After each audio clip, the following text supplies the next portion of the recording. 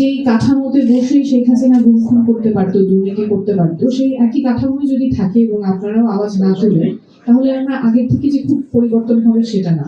সেতুমন্ত্রী যদি দুর্নীতি করে তাহলে তার জবাবদিহিতা কে নিবে?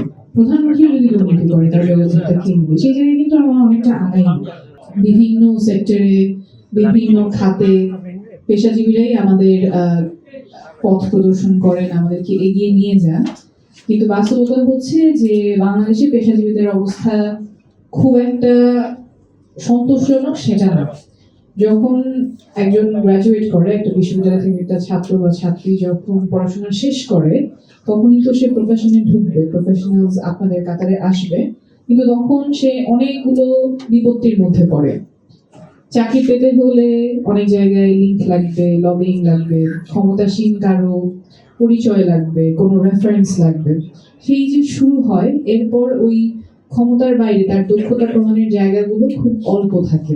চাকরি পেয়ে যাওয়ার পরেও দেখা যায় যে প্রমোশন হতে বা ক্যারিয়ার প্রোগ্রেশনের ক্ষেত্রেও সেখানে রাজনীতির একটা প্রভাব পড়ে। সে যদি কোনো নির্দিষ্ট রাজনৈতিক দলের ক্ষমতার বলয়ের মধ্যে না থাকে, তখন তার ক্যারিয়ার প্রোগ্রেশনটা অনেক ক্ষেত্রেই বাধাগ্রস্ত হয়। আর এরপর দৈনন্দিন সমস্যাগুলো তো আছেই। দেখা যায় আমাদের পুয়ার গভর্নেন্সের ইম্প্যাক্ট সবার উপরেই পড়ে। হয়তো ইনফ্লেশন হচ্ছে, দৈনন্দিন পণ্যের যে খরচ বেড়ে যাচ্ছে, কিন্তু সেটার সাথে স্যালারি অ্যাডজাস্টেড হচ্ছে না। এবং প্রফেশনালসদের যে এই রাইটসগুলো নিশ্চিত করা প্রয়োজন, অধিকারগুলো নিশ্চিত করা প্রয়োজন, সেটা নিয়ে যাদের কথা বলার কথা, যে এই পেশাজীবী সংগঠনগুলো কথা বলার কথা, সেক্ষেত্রে আমরা অনেকেরই নীরবতা দেখেছি। তো সেই জায়গাটাতে আমাদের আশা থাকবে ন্যাশনাল প্রফেশনালস অ্যালায়েন্স একটা খুবই যুগোপযোগী ভূমিকা রাখবেন পেশাজীবীদের সংগঠন হিসেবে। পেশাজীবীদের অধিকার সুরক্ষায় ন্যাশনাল প্রফেশনালস অ্যালায়েন্স খুব গুরুত্বপূর্ণ ভূমিকা রাখবে। এছাড়াও পেশাজীবীদের আরেকটা গুরুত্বপূর্ণ ভূমিকা আমরা যে পটভূমিতে দাঁড়িয়ে আছি সেখানে আছে। বাংলাদেশ এখন খুব ক্রিটিক্যাল একটা সময় পার করছে।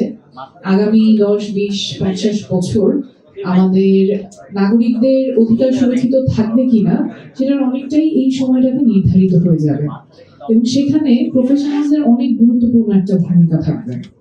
আপনারা যারা আজকে এখানে একত্রিত হয়েছেন, জুলাই স্পিরিটের সাথে যারা একাত্ম আছেন, তারাই ন্যাশনাল প্রফেশনালস অ্যালায়েন্সে যুক্ত হয়েছেন।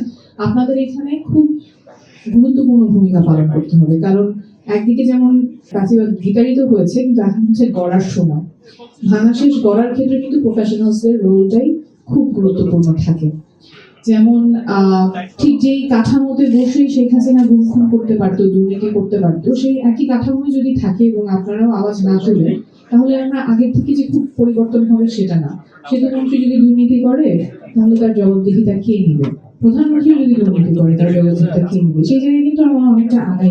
আর আপনারা যেহেতু পেশাজীবী থাকবেন, আপনাদের কাছে এই জিনিসগুলো খুব স্পষ্ট হয়ে ধরা দেবে, এবং সেখানে আমরা চাবো যে আপনারা খুব জোরালো ভূমিকা পালন করেন, সচেতন থাকেন। ঠিক গত বছর যেমন আপনারা সচেতন ছিলেন, আওয়াজ তুলেছেন, এই আওয়াজটা আমাদের জারি রাখতে হবে আগামী বছরগুলোতেও, যাতে অধিকারগুলো আমরা সুরক্ষিত রাখতে পারি, আমাদের হাত থেকে চলে না যায়।